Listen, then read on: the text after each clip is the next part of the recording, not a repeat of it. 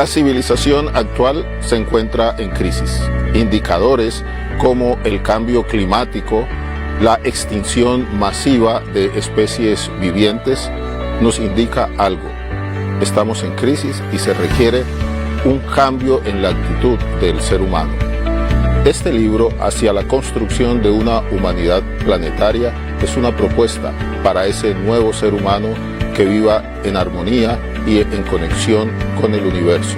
Una mayor información en la página web www.urielescobar.com.co.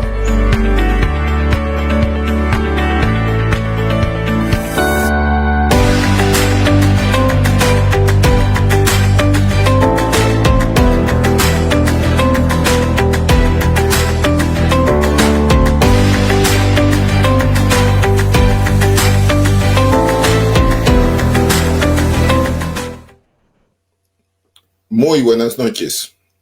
Bienvenidos a nuestro programa institucional Mente-Cuerpo, una ventana a la salud mental.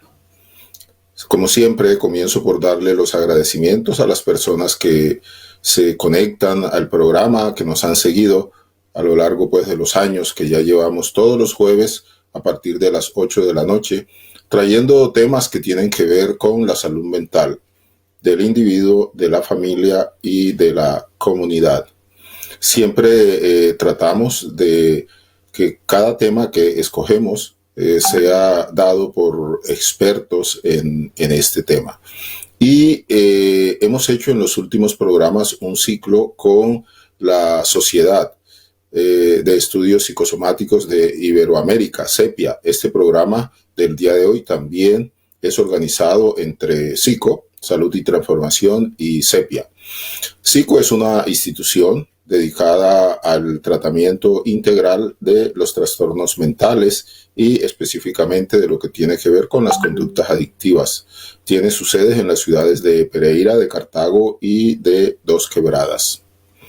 Doy los agradecimientos muy especiales a Andrés Villegas, que está allí detrás de cámaras. Gracias a él es posible que este programa se realice.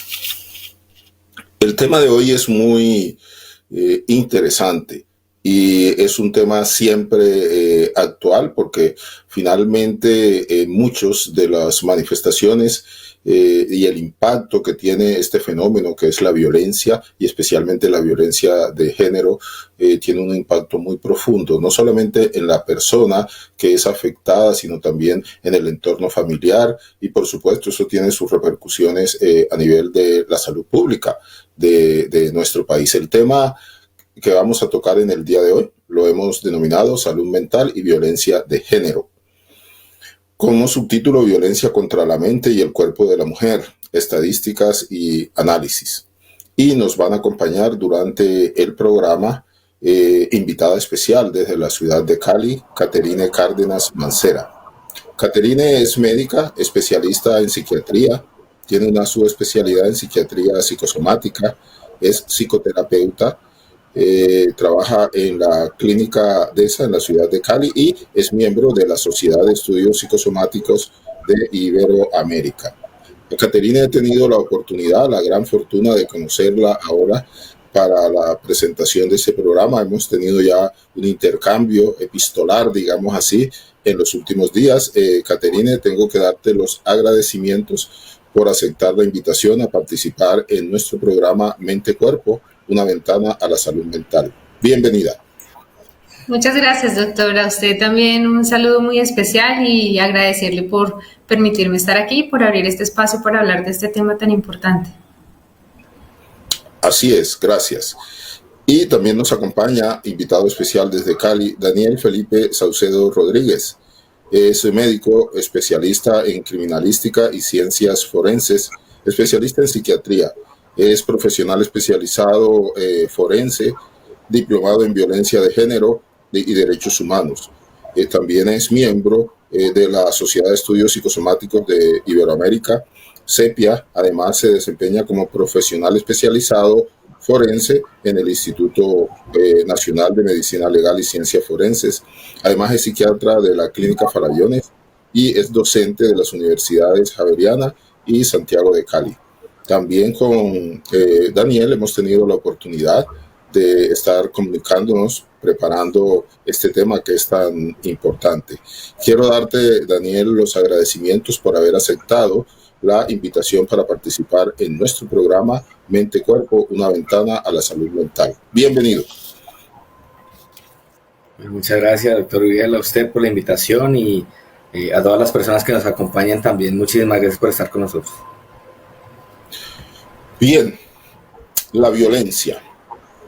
Ese es un tema que siempre a los que estudiamos el comportamiento nos llama la atención, siempre nos preguntan por qué las personas ejercen violencia, por qué hay ciertas regiones, ciertos países donde hay más violencia que en otros, por qué la violencia contra la mujer, por qué los feminicidios, toda una cantidad de situaciones, de fenómenos que tienen un profundo impacto, como decía, en el desarrollo no solo del individuo, sino de la familia y por supuesto de la sociedad. Es un tema que es de actualidad porque cada vez se denuncian más casos de maltrato, casos de violencia, especialmente de la violencia de género, y en este programa vamos a hablar precisamente acerca de esas características, de los impactos que tiene, pero además cuáles son los elementos que la persona, en este caso la mujer específicamente, puede utilizar para protegerse, ¿no? Y para no permitir que se vulnere su dignidad, porque eso es la parte fundamental. Y vamos a comenzar de una manera por el ABC, vamos a comenzar por lo primero, por lo más sencillo. Y el ABC me gustaría, Daniel, que habláramos un poco acerca del concepto de la violencia. ¿Cómo la entendemos nosotros desde el punto de vista médico, desde el punto de vista de la psicología? ¿Cómo entendemos ese fenómeno de la violencia? Bien, dígame la primera diapositiva, por favor. Bueno, la violencia es un fenómeno histórico, un fenómeno antiguo. La OMS la define como una fuerza, el uso intencional de la fuerza o el poder. Y aquí nos aparecen en esta definición dos partes importantes, que puede ser de hecho o puede ser como una amenaza. O sea, puede haber elementos de agresión física o elementos de agresión no física, ¿sí? Y que puede ser, digamos, como en tres vías: contra uno mismo, como los elementos suicidas o parasuicidas; puede ser contra grupos o comunidades, como por ejemplo la violencia sociopolítica, la violencia colectiva; o puede ser hacia otras personas, como las violencias interpersonales. Y estas pueden tener una gran probabilidad de causar lesiones, muertes, daños psicológicos a las personas, trastornos en desarrollo o privaciones, como por ejemplo privar a las personas de ciertos derechos que tienen dentro de la sociedad. Entonces nos encontramos que la violencia es un fenómeno bastante grande, un fenómeno históricamente que se encuentra en el ser humano, y podemos hablar de ciertos tipos de violencias que existen. Está la violencia interpersonal, que es, digamos, nos referimos más a ella como la violencia física, la que tiene que ver con la agresión física, puños, patadas, estrujones, lesiones con arma blanca, lesiones con algunos tipos de armas contundentes o con armas de fuego. Y la violencia psicológica, que es aquella que intenta mellar la capacidad psicológica de la persona, intenta disminuirla, intenta generarle malestar y en sí misma que no tenga elementos para poder defenderse, bien sea contra esta misma violencia psicológica o contra violencias físicas. Se pueden dar en diferentes ámbitos, como por ejemplo la violencia familiar o doméstica, o aquellas violencias que se pueden dar en otros contextos como las riñas. Otro tipo de violencia importante que se da en todos estos contextos, por ejemplo la violencia sexual, todo aquello que tiene que ver con las libertades sexuales y reproductivas, los derechos sexuales y reproductivos de las personas. Y estos otros tipos de violencia también que se pueden encontrar, como la violencia económica, que tiene que ver con aquella violencia en la cual le privas a la persona de su dinero, de su pecunio, la posibilidad de poder libremente satisfacer ciertas situaciones que ella quiera con respecto a la parte de su dinero, de su economía o del dinero conjunto de la familia, por ejemplo. Y la violencia patrimonial, pues todas aquellas que tienen que ver con el patrimonio de las personas, prohibirles, por ejemplo, que vendan, enajenen o que puedan hacer algún tipo de de negocio con su patrimonio, ¿no? Estas violencias pueden ser hacia el hombre o hacia la mujer, pero digamos que lo que nos convoca el día de hoy, pues es la violencia hacia la mujer, que es un tipo de violencia basada en género. Regálame la siguiente diapositiva, por favor. Y la violencia basada en género, la Convención de Belén do Pará y otros tipos de convenciones nos la definen como todas aquellas acciones o conductas que son basadas en el género. Cuando hablamos basadas en el género, tiene que ver más que todo con lo que históricamente se habla de lo femenino y lo masculino, las desigualdades que hay entre los hombres y mujeres, aunque no solamente entre hombres y mujeres. Obviamente es más desproporcionado la violencia que se hace a la mujer que hacia otros grupos, pero pues aquí también podemos incluir a los grupos LGTBI+. Obviamente también en esta definición nos encausa lo que tiene que ver todas aquellas situaciones o acciones que causen daño, muerte, sufrimiento psicológico, sexual, y que tiene que ver en el ámbito público o en el ámbito privado. ¿Qué es lo importante de esta parte de la violencia basada en género? Que en sí misma es una violación de los derechos humanos, porque las convenciones, la Convención Interamericana para la erradicación de todas las violencias contra la mujer, la Convención Interamericana y la Convención de Belén do Pará, las convenciones para la erradicación de todo tipo de violencias, nos los han puesto así. Es una violación a los derechos humanos, a los derechos de las personas, y debe ser protegido y debe ser legislado y debe ser prevenido por todas las personas del mundo. Adicionalmente es un problema de salud pública muy importante, y ahorita lo veremos cuando hablemos acerca de las estadísticas, y pues es un problema de justicia social para las mujeres, las cuales, pues como lo digo, históricamente han sufrido de las desigualdades, de la hegemonía del patriarcado, por decirlo así, de la hegemonía y la dominancia del hombre. Bien,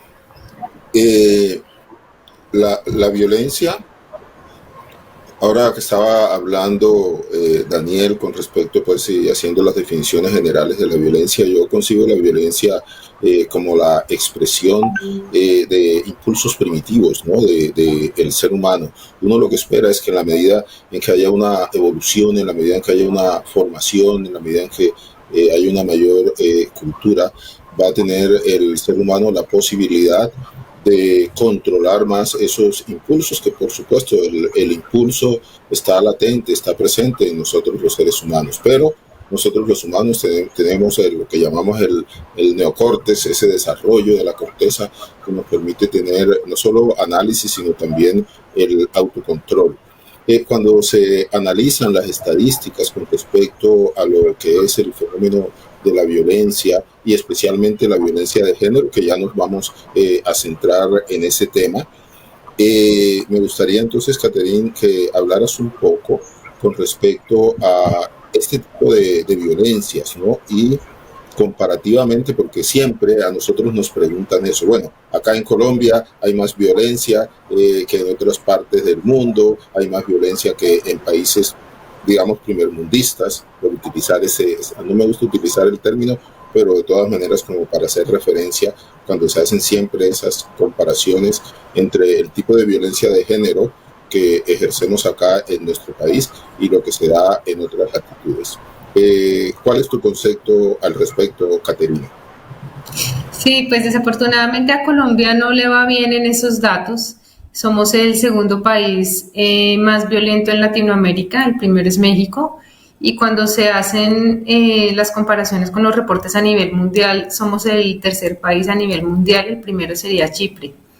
Entonces, digamos que no nos va muy bien en ese ámbito. Aquí en el 2015 en Colombia hicieron una encuesta nacional de demografía y salud en mujeres entre 30 y 49 años, y allí encontraron que el 64% de esas mujeres reportaban una violencia psicológica, otro 31% reporta una violencia física, el otro 31% una violencia económica y el 7% violencia sexual.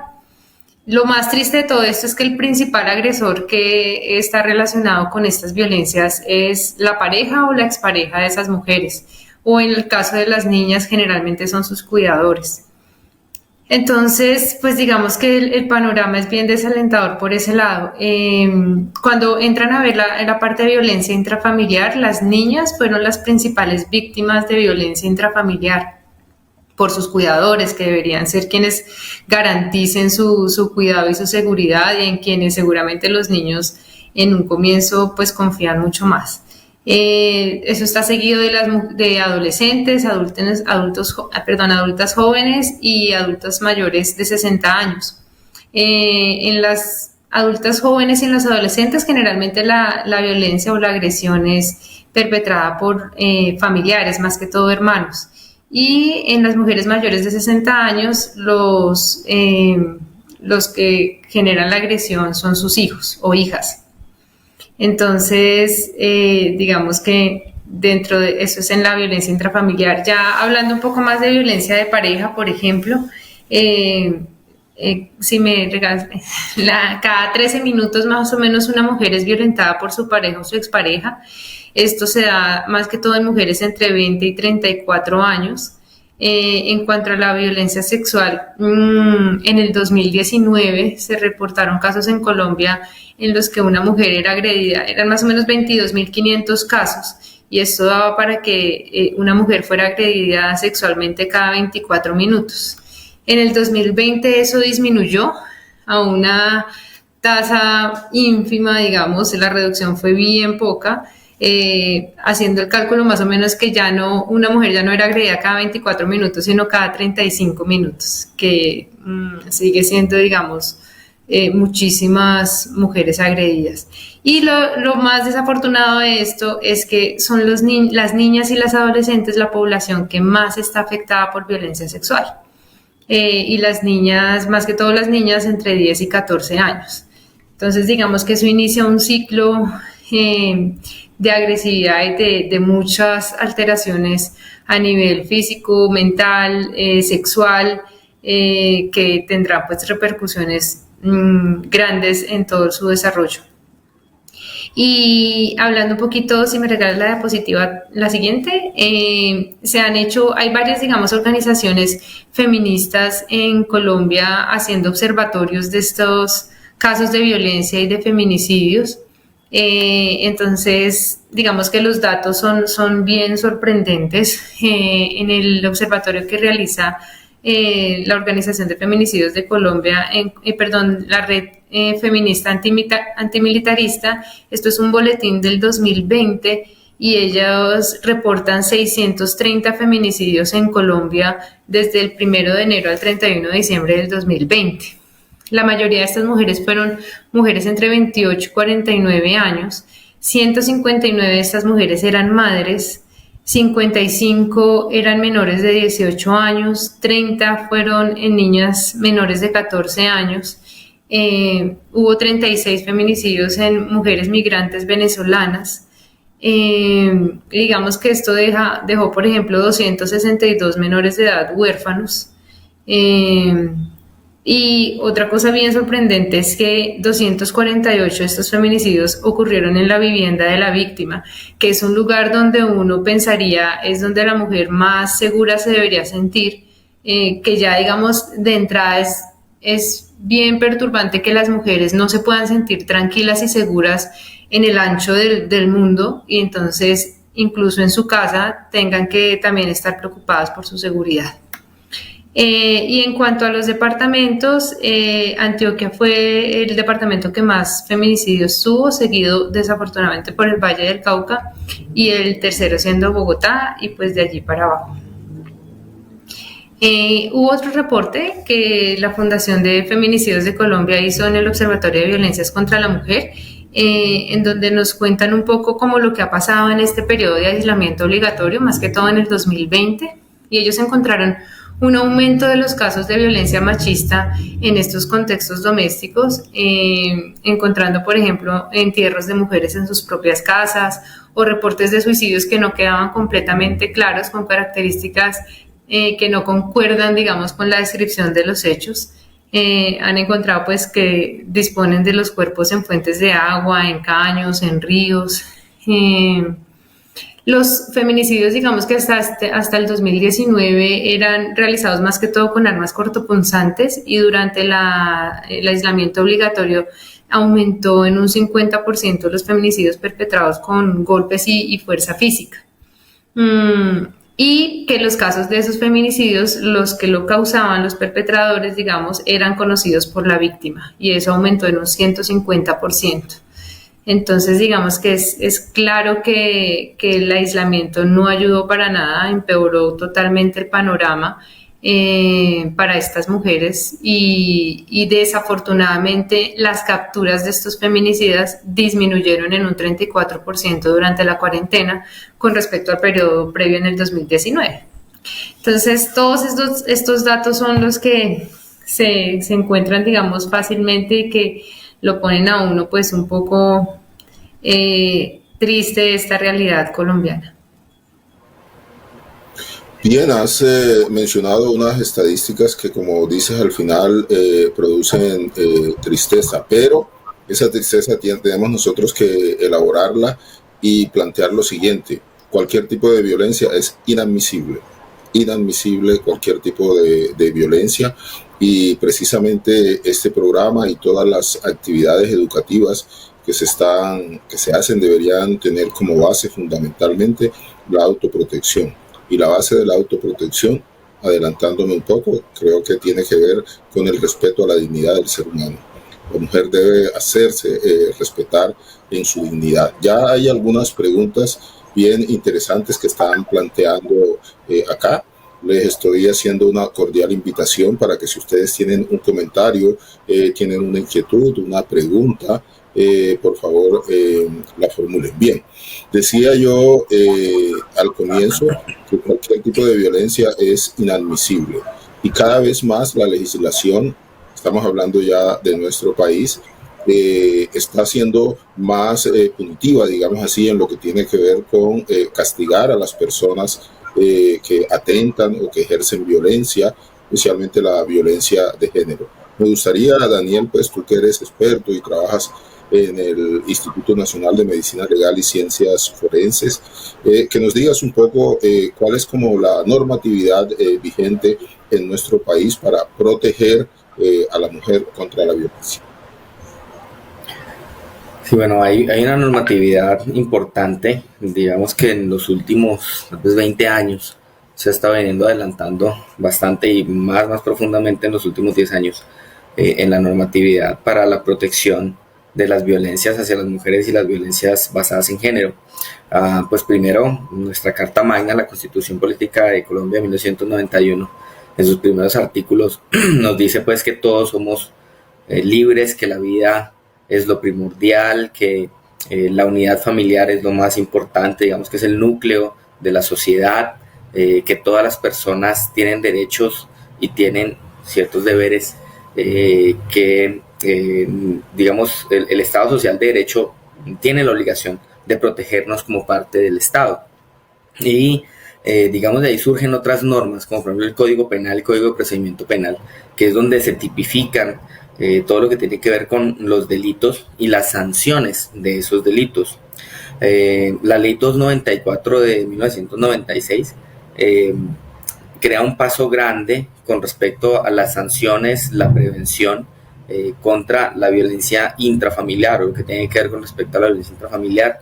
La 1257 del 2008 sanciona, regula y intenta prevenir todo lo que tiene que ver con las violencias contra específicamente la mujer.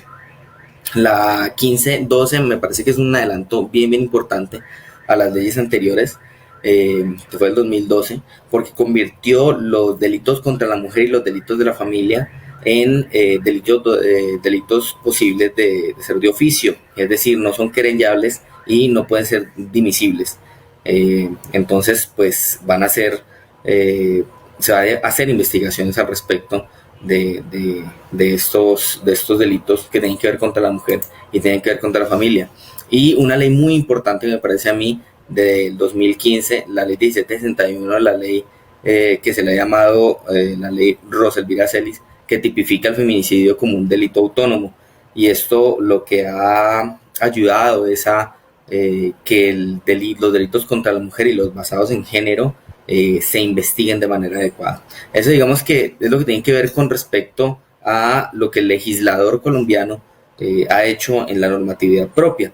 Y nosotros tenemos otra legislación que se llama el bloque de constitucionalidad, que son todas aquellas normas internacionales, normas que son de carácter mundial, que las ratificamos como Estado. Ahí, por ejemplo, tenemos la Declaración de los Derechos Humanos, la Convención para la Eliminación de todas las discriminaciones raciales, el Pacto Internacional de Derechos Civiles, la Convención para la Eliminación de todas las formas de discriminación contra la mujer, la Convención Interamericana de Derechos Humanos y la Convención de Belén do Pará, la Convención Interamericana de la OEA, que se creó por la OEA para prevenir, sancionar y erradicar las violencias contra las mujeres y los derechos humanos, que fue ratificada aquí con la ley 248 en 1995, el Programa Interamericano para la Promoción de los Derechos Humanos para la Mujer y la Igualdad y la Equidad de Género.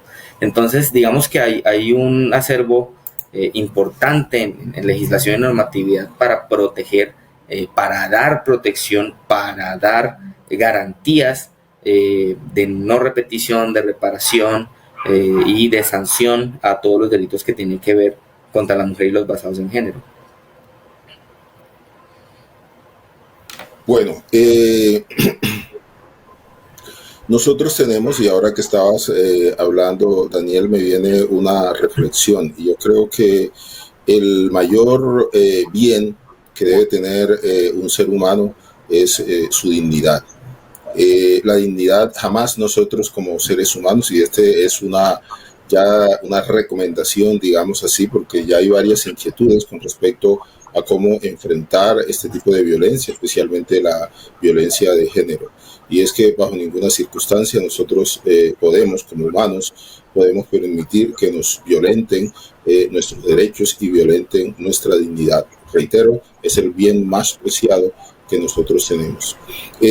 Las estadísticas que nos presentó Caterine, pues son sobrecogedoras, digamos así, y nos obligan a nosotros a tomar una serie de acciones como trabajadores de la salud mental, por supuesto, para prevenir que este tipo de hechos no se sigan perpetrando en nuestro país. Me gustaría, Caterine, que ya en la parte final de esta primera parte del programa, hablaras un poco acerca del concepto de feminicidio, o sea, como los principios básicos, los principios fundamentales para ponernos de acuerdo, digamos, en este contexto. Y ya en la segunda parte vamos a hablar acerca de cuáles son los elementos que podemos disponer nosotros, ¿cierto?, para evitar que se presenten este tipo de violencias. Sí, entonces digamos que el feminicidio tiene que diferenciarse del asesinato femenino, y esa es la idea de ponerle otro nombre, o del homicidio femenino, digamos. El feminicidio se refiere a los homicidios de niñas y mujeres que tienen que ver con su condición de género, es decir, dentro de ese homicidio tiene que demostrarse que una de las razones que motivó ese acto es el ser mujeres, ¿sí? Entonces, digamos que si una mujer va por la calle y la coge un carro, eso no necesariamente es un feminicidio. Sí, digamos, recomiendan que todos los homicidios femeninos sean investigados y se descarte el feminicidio como causa. Entonces, el feminicidio, digamos que es la expresión más grave de la violencia contra la mujer. Es, digamos, ya la culminación de un ciclo de violencias de género que seguramente ha venido desde hace mucho tiempo. El término feminicidio es bien curioso porque la primera vez que se usa como femicidio. Sale en 1800 en el Reino Unido, luego cae en desuso. En 1970 en Estados Unidos lo vuelven a traer a colación como femicide. Y en el 1990 más o menos es cuando empiezan en realidad los movimientos feministas a mover el término y a exigir cambios en la legislatura para protegerse contra él. Lo interesante es que cuando llega aquí a Latinoamérica, que llega a través de la activista feminista mexicana Marcela Legarde, se le hace un cambio y ya no es femicidio, sino feminicidio.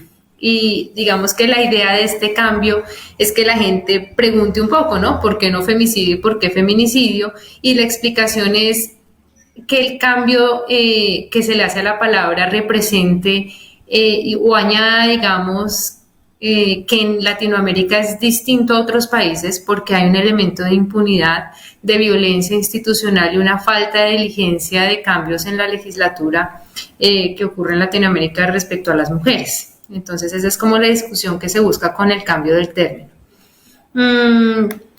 La violencia de género y el feminicidio en general no discrimina, es decir, se presenta en todos los países donde se ha estudiado. No importa la religión, no importa el estrato socioeconómico, no importa la cultura, en donde se ha estudiado han aparecido violencia de género y feminicidios.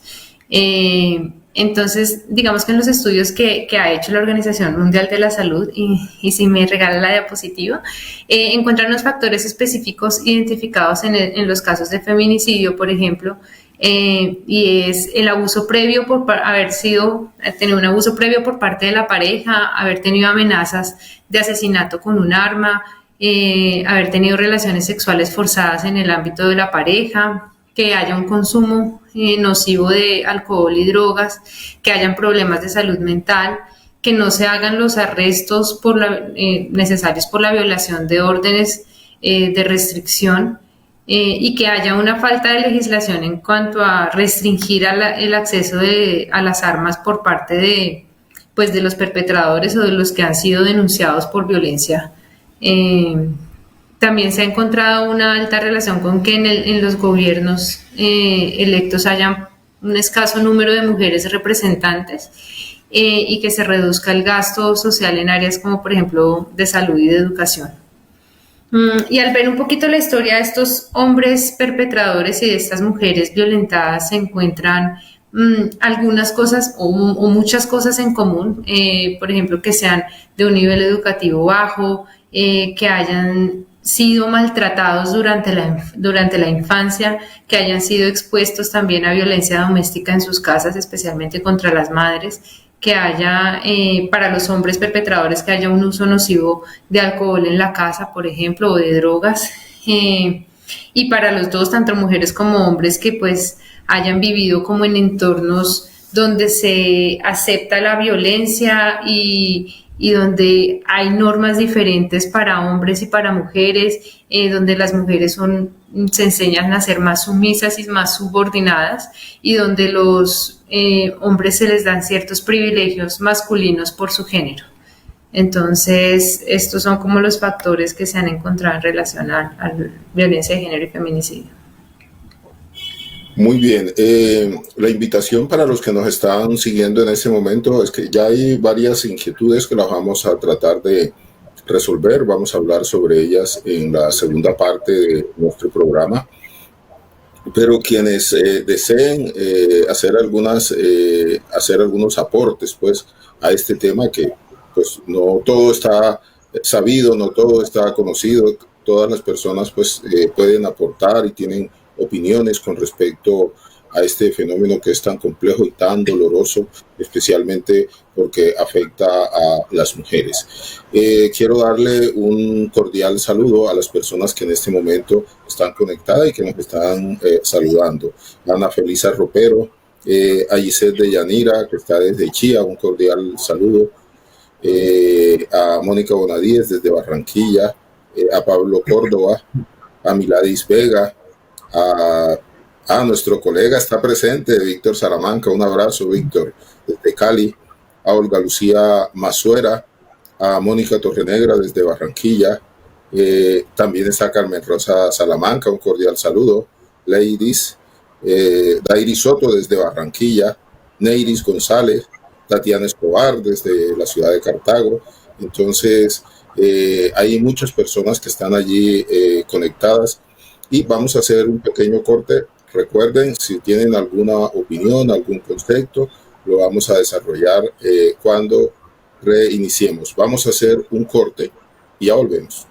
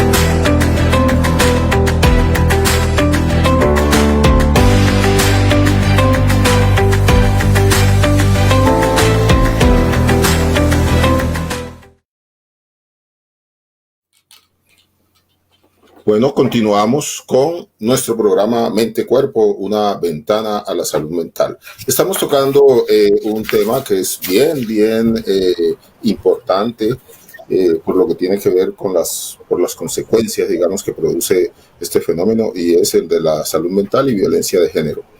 Violencia contra la mente y el cuerpo de la mujer, estadísticas y análisis. Nos está acompañando desde la ciudad de Cali Caterine Cárdenas y Daniel Felipe Saucedo. En la primera parte hemos hablado nosotros con respecto a aspectos grandes, aspectos muy generales en lo que tiene que ver con la violencia de género. Hemos hecho unas definiciones generales y ahora vamos a hablar ya de temas más específicos. Pero por supuesto, Caterine y Daniel tienen prioridad quienes nos están siguiendo. Hay que leer y hay que escuchar y hay que hablar acerca de las opiniones que tienen. Y las voy a decir, como siempre acostumbro, de una manera textual. Olga Lucía Mazuela, y me gustaría que hablaras un poco sobre esto, Caterine, nos dice lo siguiente. Para evitar la violencia de género, el hombre y la mujer deben conservar la autonomía, la independencia emocional y económica. Cuando existe una persona que siempre sostiene conceptos de estar criticando, que se impone autoritariamente sus conceptos, siempre está en contra del gobierno, de una idea o denigrando de las personas, ¿cómo se puede manejar esta situación?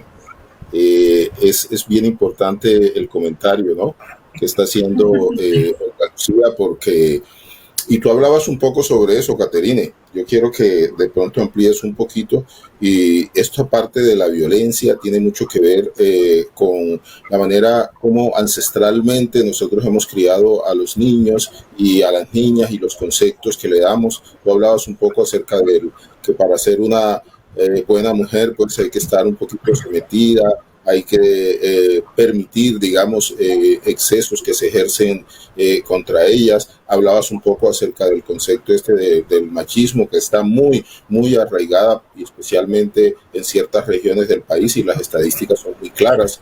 Cuando tú hablas como en el departamento de Antioquia es uno de los departamentos donde hay más violencia.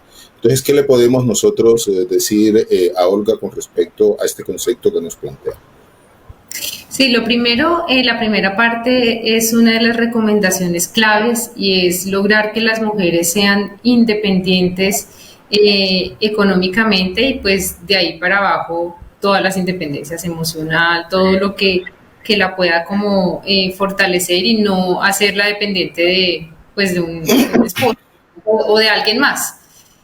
Y con la parte de la segunda parte que pregunta de qué hacer cuando alguien pues es como tan denigrante, y eso, pienso que yo diría depende de quién es ese alguien, ¿sí? Si yo considero que es alguien con el que yo puedo sentarme a hablar, a que me entienda las cosas que le voy a decir, que podamos tener una discusión abierta en donde también se dé el espacio que esa persona pueda profundizar un poco de dónde vienen esos pensamientos y esas enseñanzas, valdría la pena meterse en la conversación, ¿cierto? Y un poco meterse en el cuento de entender a esa persona y desde ese entender poder cambiar de pronto algún punto de vista, ¿sí? En las personas que no están dispuestas a tener esa conversación es mucho más difícil, por más de que uno quisiera hacerles entender muchas cosas, pues va a ser imposible porque no tienen esa voluntad de hacerlo. Entonces, pienso que depende de la persona, entraría yo en la discusión o de pronto en el abrir el tema para pues poderlo. Si veo que es una persona muy difícil, en realidad creo que no me le metería en la pelea de hablar pues de otros puntos de vista. Coloquialmente se dicen que para pelear se necesitan dos, ¿no? Sí. Y nosotros enseñamos mucho la asertividad en el diálogo. Cuando hay personas, digamos, que son dogmáticas, que son cerradas, digamos, de la banda, desde todo punto de vista, desde el punto de vista religioso, desde el punto de vista político, yo creo que la idea no es alimentar y no pelear, digamos, en contra de esas ideas, porque son absolutamente cerradas. Lo que nosotros y la actitud asertiva en este caso es simplemente escuchar y de una manera muy tranquila dar el concepto. Pues no estoy de acuerdo contigo, pienso esto y no vamos en este momento, digamos así, a convencernos ninguno de los dos. Ese es un aspecto pues que yo considero que es fundamental. Mónica Torrenegra nos saluda desde Barranquilla. Yo agrego ahí una cosita que se me olvidó decir, Claro. y es que a menos de que si hubiera alguien en peligro, por ejemplo, que hubiera un niño en peligro o un adulto mayor en peligro, creo que ahí sí no me metería en la pelea, pero sí haría las denuncias necesarias. Exactamente, eso es fundamental y ese fue un tema que nos tocó Daniel, ¿no? Esa parte es fundamental y el denunciar esa es una parte fundamental y de hecho ahora muchos de esos personas que violentan a los otros se han contenido mucho porque los vecinos llaman o muchas veces se enfrentan cuando se ven ese tipo de violencias en la calle, de una vez va a encontrar personas que están sensibilizadas, porque eso tiene que ver con la sensibilización. Y para sensibilizar a una persona parte de un principio, la educación. La educación es clave, la educación es fundamental. Entonces, Mónica desde Barranquilla nos dice, un cordial saludo, estadísticas tan tristes que sobre la violencia hacia la mujer. Y nos hace una pregunta, Daniel. Dice lo siguiente, teniendo en cuenta que la mayoría de los casos de violencia contra la mujer son perpetrados por conocidos o familiares, como ya lo hemos visto, ¿hay algún patrón que ayude a una mujer a detectar un posible abusador o a saber que está en peligro de ser violentada? Muy, muy importante esta inquietud que nos plantea Mónica desde Barranquilla. Adelante. Bueno, existe, voy a hablar un poquito más adelante acerca de ello, pero existe lo que se llama el modelo de escala de la violencia, ¿sí? El modelo de escala de la violencia fue determinado por Leonore Walker en 1979, donde hablaba acerca de 3 elementos básicos que se dan en la violencia, especialmente en la violencia de pareja. Entonces hay un primer momento que es un primer momento de tensión, ¿sí? Donde se dan los pequeños roces, los conflictos entre la pareja, las discusiones, de pronto se da uno que otro estrujón, de pronto un golpe, de esas que lanzan o empujan a la mujer, pero no, discúlpame, no sé qué. Y se empiezan a ver patrones también, que es importante en la pregunta que hacías, patrones machistas de comportamiento y de control, ¿sí? Esos hombres que intentan controlar a la mujer, que intentan de pronto prohibirle que tenga comunicación con sus familiares, comunicación con amigos, comunicación con amigas, que tengan espacios de divertimento diferentes a los que podría tener con la pareja, evitar que salga a la calle, evitar que tenga redes sociales, empezar como a cerrarle.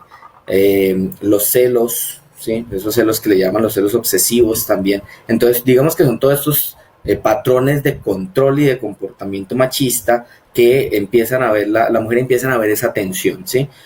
Digamos que en algún momento estos conflictos la mujer empieza como a escalar y a decir, no, espérate un momento, no seas así, no me golpees, no me digas estas cosas feas o esto. Entonces empieza a escalar un poco más ese intento de dominio, y cuando el hombre pierde o la masculinidad, también llamadas masculinidades tóxicas, pierde este dominio, este control, se da el estallido ya de violencia, que pueden ser violencias inclusive muy altas, exacerbadas en lesiones, pueden lesionar gravemente a la mujer, que pueden atentar inclusive contra la vida de la mujer, y que usualmente duran algunas horas o más como 24 horas.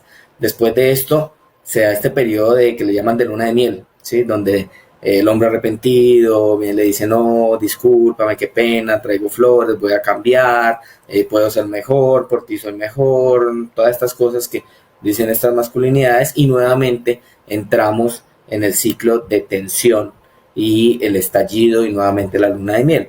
Desgraciadamente estos ciclos se van haciendo más cortos cada vez, la explosión casi siempre aumenta en intensidad hasta llegar a veces al feminicidio. Daniel, esto que tú mencionas es muy importante. A mí me toca ver mucho en los grupos y hay un dicho muy popular que dice que lo bueno de la pelea es el reconcilie. Eso es un mito y nosotros debemos luchar contra eso. Una persona que dice amarme, yo no puedo admitir bajo ninguna circunstancia que me insulte, que me ultraje, que denigre de mí. Entonces hay muchas personas, estamos hablando específicamente de la violencia contra la mujer, muchas mujeres que aceptan pasivamente esto que tú dices, ¿cierto? De que las insultan, las maltratan y de pronto en la noche pues están listas, están dispuestas, digamos así, para aceptar caricias, para tener una relación sexual. Yo siempre le digo a las mujeres que un hombre que la insulte definitivamente no tiene una mujer por qué acceder, digamos, a ningún tipo de requerimientos que se haga. Yo decía al comienzo, y lo he repetido en 2 ocasiones en este programa, que el mayor bien que uno como ser humano tiene es la dignidad, y la dignidad del ser humano jamás se puede doblegar ante nada, ¿cierto? Ahí este es un aspecto que considero fundamental como para hacer un aporte a esto que tú nos decías muy bien, Daniel. Estela Ruiz nos dice desde Cali, Caterine, nos dice lo siguiente, Estela. Considero que educar a la mujer para que no dependa económicamente de la pareja es el comienzo para democratizar las relaciones familiares. Es un aporte muy valioso. Me gustaría que dijeras algo más al respecto, Caterina. Completamente de acuerdo, y creo que lo ampliaría un poco también al educar al hombre a estar en más contacto con su feminidad sin satanizarlo pues de su parte femenina, digamos, que todos lo tenemos, todos tenemos una parte femenina y una parte masculina al crecer con estas figuras alrededor nuestro, pero en los niños como que les hacen sentir con más culpa o con mayor agresividad si tienen este contacto más femenino, ¿no? Entonces, si bien es bien importante que las niñas desde pequeñas ojalá tuvieran garantizada una educación que les permita más adelante ser más independientes profesional y económicamente, creo que también hay que incluir allí a los niños y en su crianza tener menos de estas cosas machistas, ¿no? Correcto. Bueno, vamos a continuar. Les reitero la invitación, comentarios. Siempre nosotros acá tratamos de hablar sobre ellos. Sus opiniones son fundamentales. Vamos a continuar en esta segunda parte hasta donde alcancemos, porque reitero, si hay inquietudes, la prioridad son esas inquietudes. Hay una pregunta que me gustaría, Daniel, quisieras una reflexión sobre esto. Siempre se habla cuando nosotros en salud mental hablamos sobre la violencia y sobre diferentes patologías, diferentes trastornos, hablamos acerca de grupos que son más vulnerables, digamos así, por diferentes situaciones, por diferentes condiciones. Me gustaría que hablaras un poco acerca de una inquietud que en este momento me surge, y es la siguiente: ¿por qué es violentada la mujer?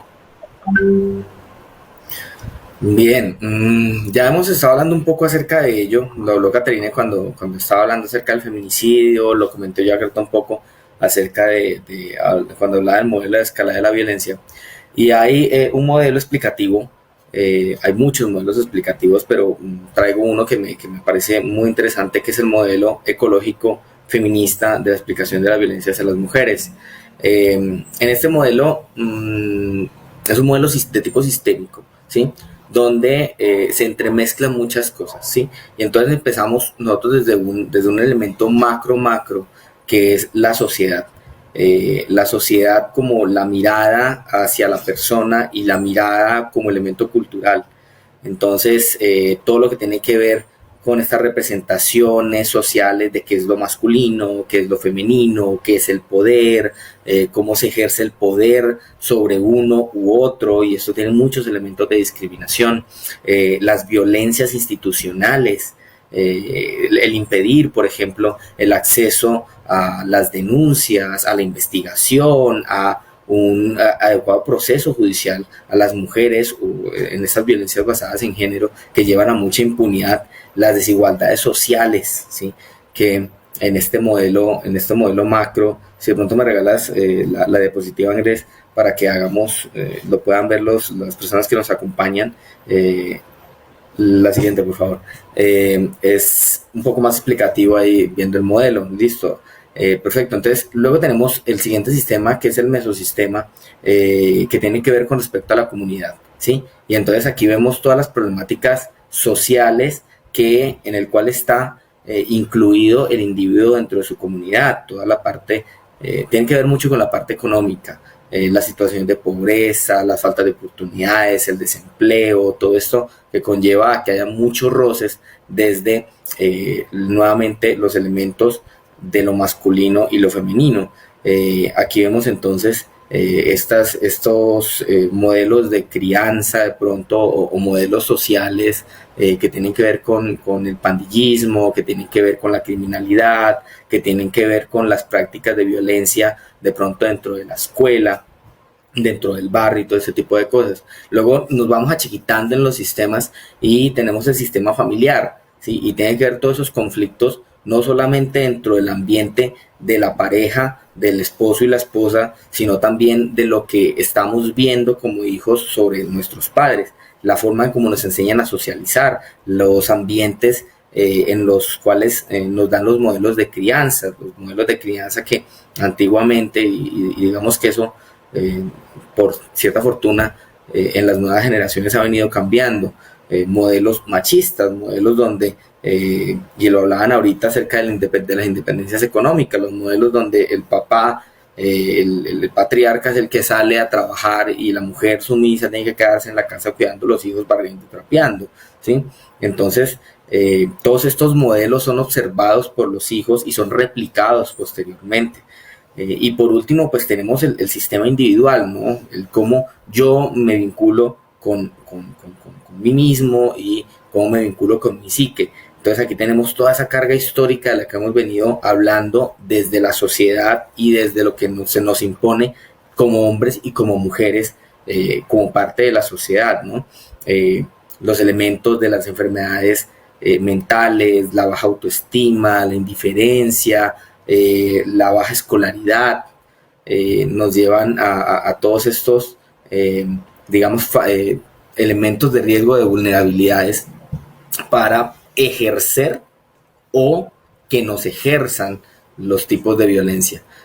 El abuso infantil como un elemento muy causal, todos los tipos de abuso, no solamente el abuso sexual, sino el abuso psicológico en los niños, que nos genera toda esa, o que nos lleva a esa cantidad de traumas que posteriormente en la adultez la vamos a empezar a replicar, ¿no?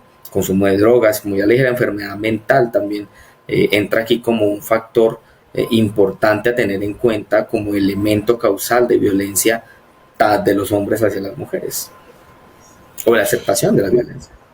Sí, claro, la violencia, cuando se ejerce violencia contra la mujer, contra cualquier ser humano, pero estamos hablando de violencia contra la mujer, queda una huella, queda una marca, que si la mujer no logra canalizar de una manera adecuada esa marca que le queda, pues va a repercutir en su vida, ¿no? A lo largo de su vida.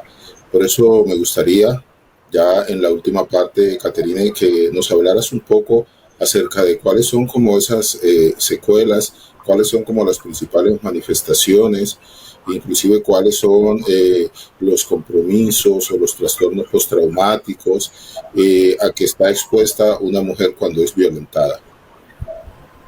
Sí, hay muchas consecuencias a todo nivel, digamos, pues como uno se podría imaginar.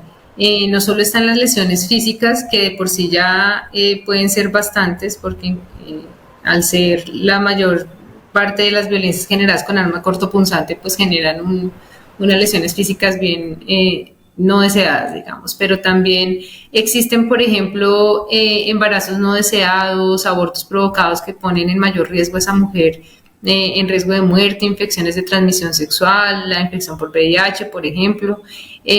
Habiendo violencia de pareja en mujeres embarazadas, pues está el aborto involuntario, la muerte fetal, el parto prematuro, bebés con bajo peso al nacer.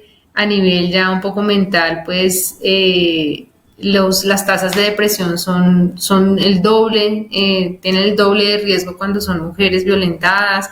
Hay mayor trastorno de estrés postraumático, trastornos de ansiedad, de insomnio, trastornos de alimentación, intentos de suicidio.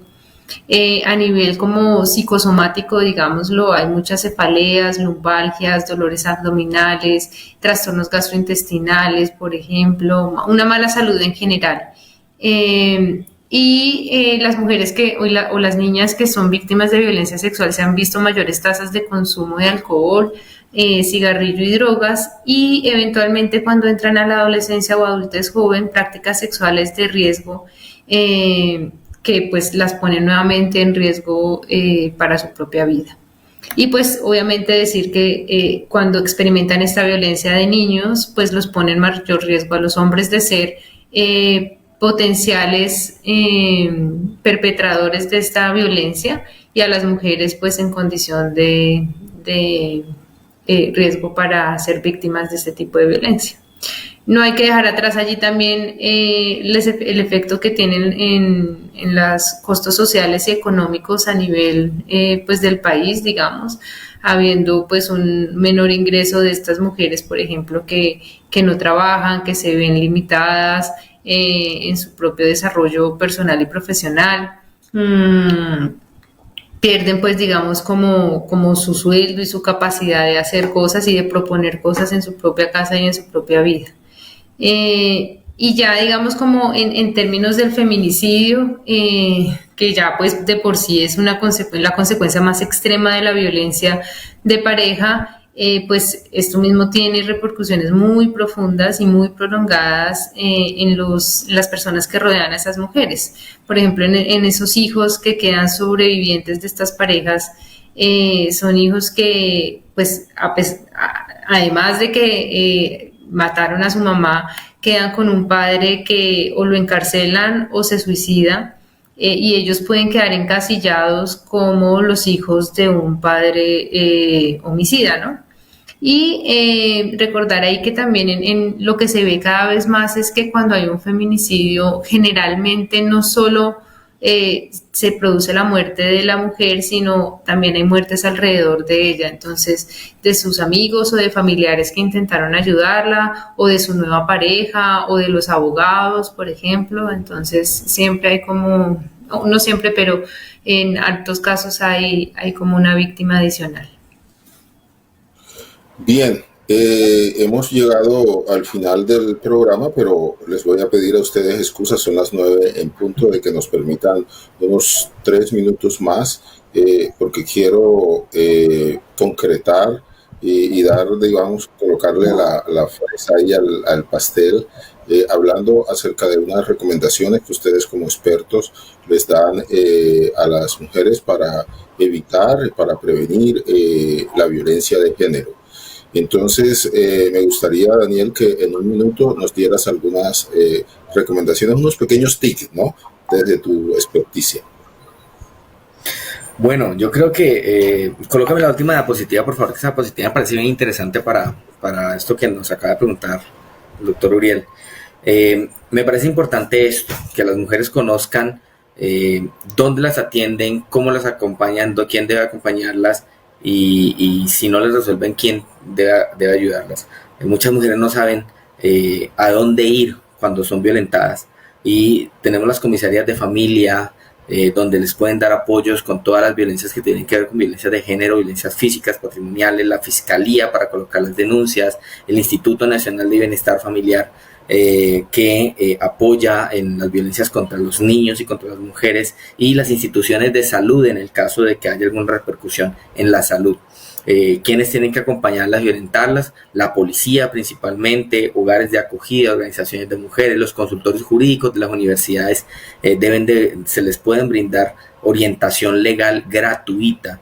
La personería en su vía telefónica y de acompañamiento las 24 horas, y la Defensoría del Pueblo en el caso de que no tengan la posibilidad de un acompañamiento legal en un proceso legal. Y todas estas organizaciones deben de generar y deben de dar su atención, que es una atención integral y de manera gratuita. En el caso de que la mujer no se vea o sienta que no está obteniendo la respuesta deseada, entonces debemos acudir a la Procuraduría, a la Personería y la Defensoría del Pueblo, que son los entes de control de todas esas otras instituciones a las cuales la mujer, cuando piense o sienta que es violentada, debe acudir.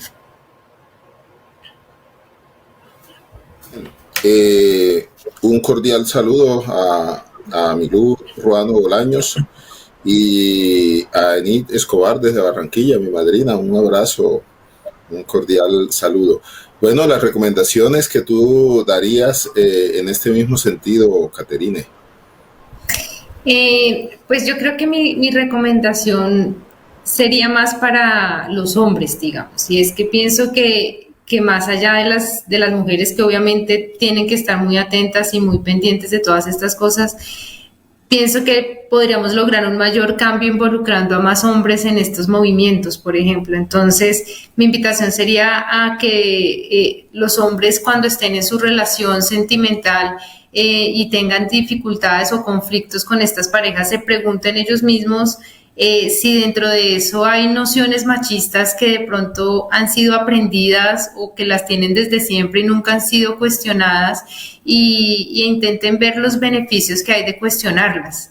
E intenten ver de pronto, si tienen hijos, cómo es de fácil pasar esas nociones a sus hijos sin ni siquiera ver qué hay ahí, ¿no? Entonces, mi mamá me pegaba a mí para enseñarme a cualquier cosa, entonces así mismo lo voy a hacer yo con mi hijo porque así lo aprendí, y es ahí el cambio, ¿no? Ahí es donde uno tiene que preguntarse si lo estoy haciendo porque así lo aprendí y si está bien o si hay cosas por cambiar allí, ¿no?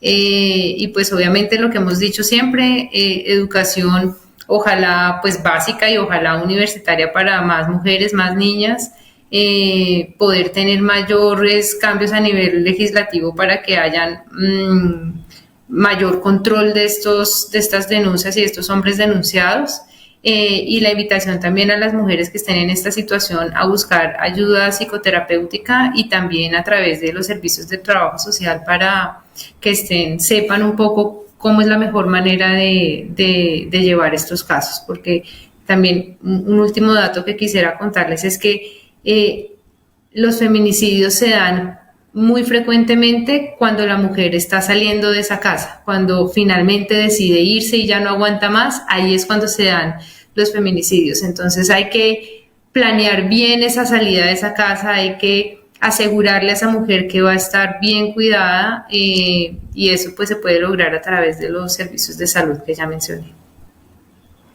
Bien, a Ricardo Alberto Hincapié Saldarriaga dice que felicitaciones a Caterine, a Daniel, que es muy clara las intervenciones, desde las causas, pasando por las consecuencias, dónde acudir y hasta TIC para la prevención. Muchas gracias, Ricardo. También nos da gracias Olga Lucía. Vamos a hacer un corte y ya volvemos para despedir nuestro programa. La civilización actual se encuentra en crisis. Indicadores como el cambio climático, la extinción masiva de especies vivientes nos indica algo. Estamos en crisis y se requiere un cambio en la actitud del ser humano. Este libro, Hacia la construcción de una humanidad planetaria, es una propuesta para ese nuevo ser humano que viva en armonía y en conexión con el universo. Una mayor información en la página web www.urielescobar.com.co.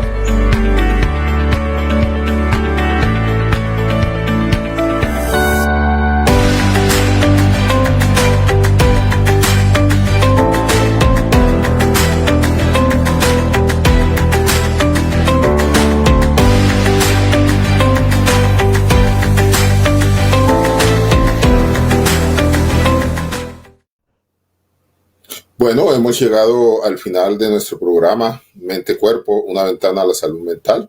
Hemos dedicado el programa acerca de la violencia de género, violencia contra la mente y el cuerpo de la mujer, estadísticas y análisis, con invitados muy especiales. Les confieso, Caterine y Daniel, que he aprendido mucho de ustedes y ha sido un programa en el cual, como ustedes se han dado cuenta, las personas han participado mucho y aquí Tatiana nos está diciendo que muchas gracias desde Cartago, la doctora Tatiana Escobar.